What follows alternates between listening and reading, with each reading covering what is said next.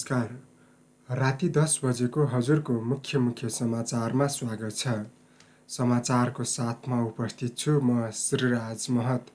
तपाईले यो समाचार हजुरको रेडियो 102.1 मेगाहर्ज इन्टरनेट अनलाइनमा हजुरको रेडियो.org.np का साथै मोबाइलको एप्लिकेसन मार्फत संसारभर एकैसाथ सुनिरहनु भएको छ।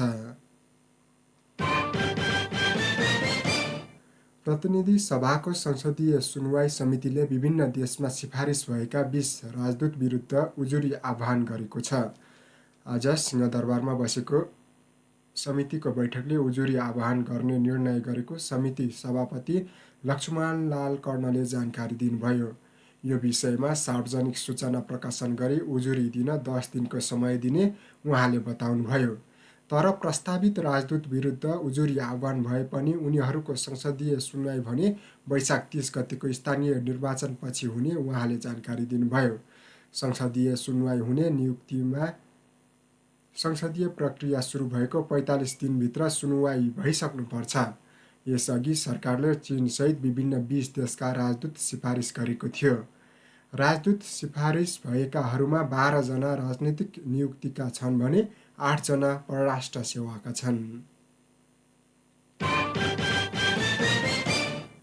सरकारले USAIDबाट प्राप्त हुने $659 मिलियन अनुदान सहायता स्वीकार गर्ने निर्णय गरेको छ। गत चैत्र 30 गते बसेको मन्त्रीपरिषद बैठकले अन्तर्राष्ट्रिय विकास संस्थाबाट प्राप्त हुने $150 मिलियन अमेरिकी सहायता पनि स्वीकार गर्ने निर्णय गरेको सञ्चार मन्त्री ज्ञानेन्द्र बहादुर कार्कीले जानकारी दिनुभयो।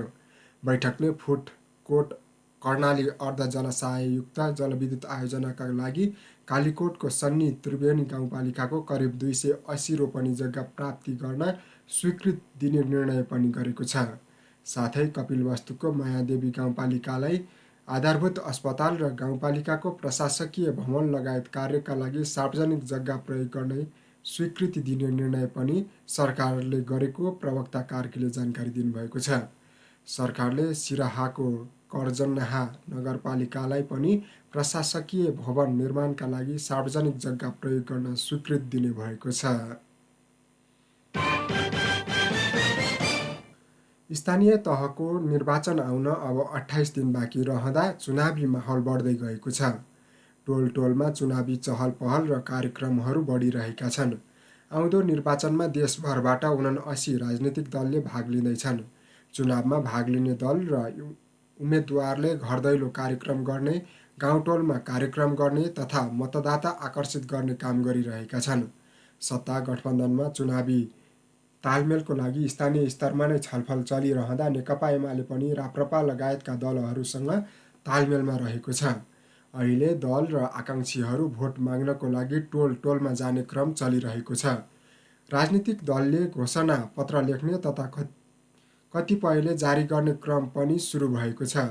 दलका सबै नेताले आगामी निर्वाचनमा आफू पहिलो पार्टी बन्ने र अरूलाई हराउने दाबी गर्ने गरेका छन्। स्थानीय तह निर्वाचन नजिकै गर्दा दलहरूले प्रचार प्रसारको शैलीलाई प्रविधि मैत्री बनाउँदै लगेका छन्। सामाजिक सञ्जालको लोकप्रियता बढ्दै गएका बेला दलहरूले चुनावी प्रचारका लागि सञ्जालहरूको प्रयोग बढाएका हुन्। कार्यकर्ताहरूले फेसबुक मेसेन्जरमा पार्टीका ब्यानर बुस्ट गर्नेदेखि टिकटकमा चुनावी गीतको भिडियो बनाउने सम्मका गतिविधि गरिरहेका छन्।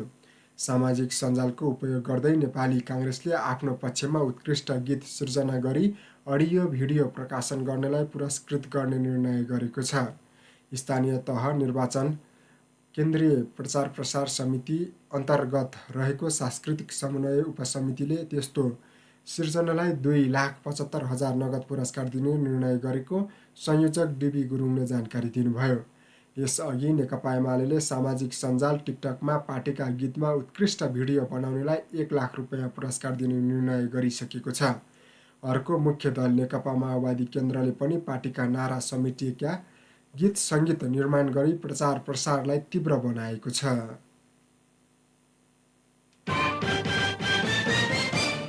नेपाली काङ्ग्रेसले आउँदो वैशाख 30 गते हुने चुनावलाई केन्द्रित गरेर सबै पालिकामा प्रतिनिधि पठाउने भएको छ। आज पार्टी केन्द्रीय कार्यालय सानुपामा बसेको स्थानीय तह निर्वाचन केन्द्रीय परिचालन समितिको बैठकले सबै पालिकामा प्रतिनिधि पठाउनका लागि निर्देशन दिने निर्णय गरेको नेपाली काङ्ग्रेसका केन्द्रीय सदस्य नैनसिंह महरले जानकारी दिनुभयो। सहमहामन्त्रीहरूलाई प्रदेश तहमा तथा प्रदेश र केन्द्रीय प्रतिनिधिहरूलाई जिल्लामा पठाइने पनि उहाँले बताउनुभयो। त्यसैगरी स्थानीय तह निर्वाचन केन्द्रीय परिचालन समिति अन्तर्गत विभिन्न उपसमिति पनि गठन गरेको छ।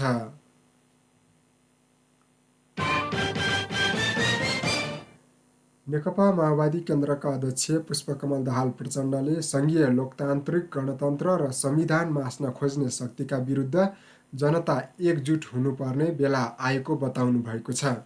आज पार्टी केन्द्रीय कार्यालय पेरिस डाँडामा आयोजित पार्टी प्रवेश कार्यक्रमलाई सम्बोधन गर्दै उहाँले संविधान नै मास्ने र परिवर्तन उल्ट्याउने प्रयास भइरहेको बताउनु भएको हो। पूर्व प्रधानमन्त्री एवं नेकपा एमालेका अध्यक्ष केपी शर्मा ओलीलाई लक्षित गर्दै अध्यक्ष प्रचण्डले गत वर्ष यति बेला सङ्घीय लोकतान्त्रिक गणतन्त्र उल्ट्याउने षड्यन्त्र भएको र प्रतिगामी षड्यन्त्र भएको आरोप लगाउनुभयो। माओवादीले नै सबै जातिको पहिचान सहितको अधिकार स्थापित गरेको दाबी गर्दै अध्यक्ष प्रचण्डले त्यो अधिकार हरण गर्ने प्रयास भइरहेको बताउनुभयो।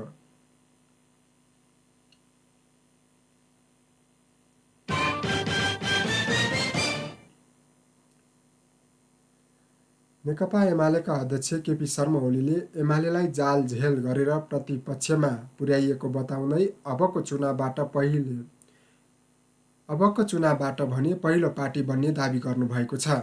लमजुङको घले गाउँमा आयोजित एक समारोहलाई सम्बोधन गर्दै अध्यक्ष ओलीले एमाले केही समयमा लागि प्रतिपक्षमा भए पनि चुनावपछि फेरि सत्तामा जाने बताउनुभयो। उहाँले केही समयका लागि प्रतिपक्षमा रहे पनि चुनावपछि फेरि सत्तामा आउने दाबी गर्नुभयो।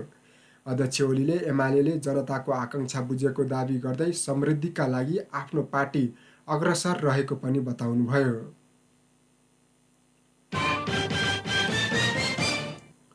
नेत्र विक्रम चन्द नेतृत्वको नेपाल कम्युनिस्ट पार्टी नेकपाका पदाधिकारी र गृहमन्त्री बालकृष्ण खाँडबीच आज आगामी चुनावको बारेमा छलफल भएको छ।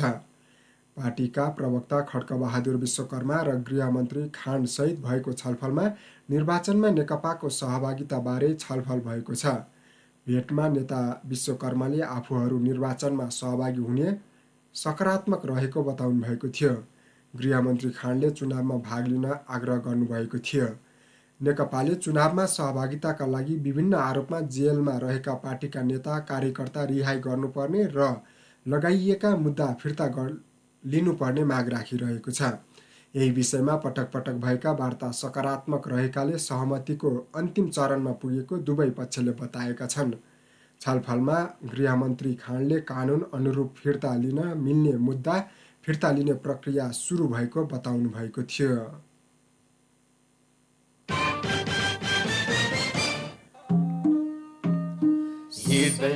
सर्वोच्च अदालतले प्रधान न्यायाधीश चोलेन्द्र शमशेर जबरा विरुद्धको महाअभियोग प्रस्तावमा परेको रिटमा अन्तरिम आदेश दिन अस्वीकार गरेको छ। संविधान विपरीत राजनीतिक उद्देश्यबाट महाअभियोग ल्याइएको भन्दै अधिवक्ता डाक्टर पुण्यप्रसाद खतेवडाले दायर गर्नुभएको रिटमाथि आज सुनवाई भएको हो। कायम मुकायम प्रधान न्यायाधीश दीपक कुमार कार्कीको अध्यक्षताको संवैधानिक इजलासमा भएको सुनवाईपछि अन्तरिम आदेश अस्वीकार गर्दै प्रधान न्यायाधीश चोलेन्द्र शमशेर राणा विरुद्ध लगाइएको महाअभियोग प्रस्तावसँग सम्बन्धित सम्पूर्ण कागजात झिकाउन भनी आदेश दिएको सर्वोच्च अदालतका प्रवक्ता विमल पौडेलले जानकारी दिनुभयो। रामेछाप जिल्लामा सवारी दुर्घटनामा परि 9 महिनाको अवधिमा 10 जनाले ज्यान गुमाएका छन् भने 5 जना घाइते भएका छन्। चालु आर्थिक वर्ष 2078-79 को चैत्र मसान्तसम्म जिल्लाको विभिन्न स्थानमा भएको 28वटा सवारी दुर्घटनामा परि 10 जनाको ज्यान गएको जिल्ला प्रहरी कार्यालय रामेछापले जनाएको छ। जिल्लामा 9 महिनाको अवधिमा बोलेरो, ट्र्याक्टर र ट्रक दुर्घटनामा परेर 10 जनाको ज्यान गएको जिल्ला प्रहरी कार्यालय रामेछापका प्रवक्ता प्रहरी निरीक्षक श्री शङ्कर श्रेष्ठले बताउनुभयो।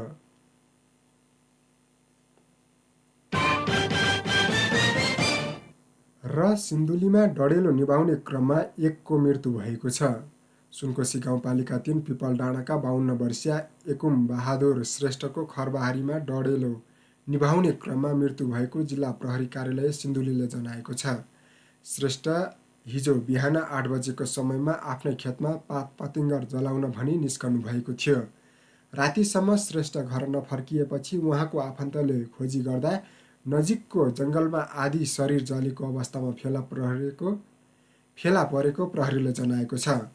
कटुवापाखा सामुदायिक वन नजिकै रहेको जग्गामा लागेको आगो भने नियन्त्रणमा आइसकेको छ। हवस् त, राति 10 बजेको हजुरको मुख्य समाचार सकियो। हाम्रो भेट भोलि बिहान 9 बजेको हजुरको समाचारमा हुने नै छ। त्यतिन्जेलसम्मको लागि समाचार सहयोगी साथीहरूलाई विशेष धन्यवाद दिँदै म सिराज महत पनि यस समाचारबाट बिदा हुन्छु।